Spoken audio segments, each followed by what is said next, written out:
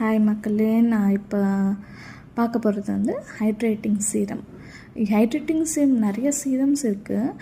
முக்கியமாக hydrating serum வந்து யார் யூஸ் பண்ணலான்னா, வெரி ட்ரை ஸ்கின் இருக்கிற பீப்புள்ஸ் வந்து யூஸ் பண்ணலாம். என்னோடதும் ட்ரை ஸ்கின் தான். அதனால் நான் ரீசெண்டாக பர்ச்சேஸ் பண்ணியிருந்தேன். இது வாங்கி 2 months ஆச்சு. இன்னும் கொஞ்சம் பாட்டில் தான் இருக்குது பாருங்கள். நான் எவ்வளோ யூஸ் பண்ணியிருக்கேன்ட்டு. என்னோடய ஸ்கின் வந்து நல்லாவே ட்ரைனஸ் வந்து கம்மி பண்ணியிருக்கு.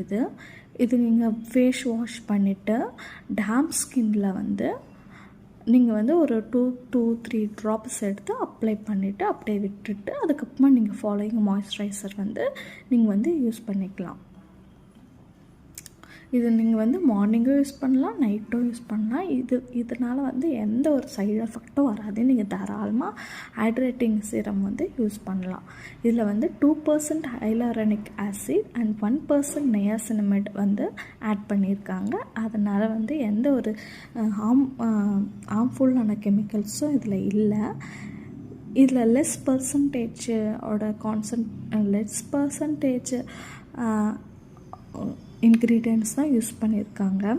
அதனால் நீங்கள் தாராளமாக யூஸ் பண்ணலாம். ட்ரை ஸ்கின் பீப்புள் இருக்கிறவங்களுக்கு மஸ்ட்டு ட்ரை.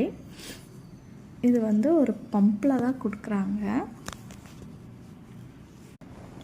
இது வந்து ஒரு இந்த மாதிரி பம்பில் இருக்கும்.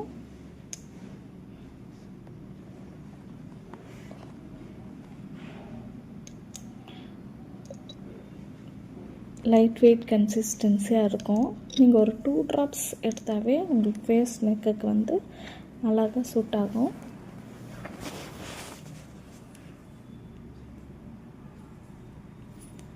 பாருங்கள்.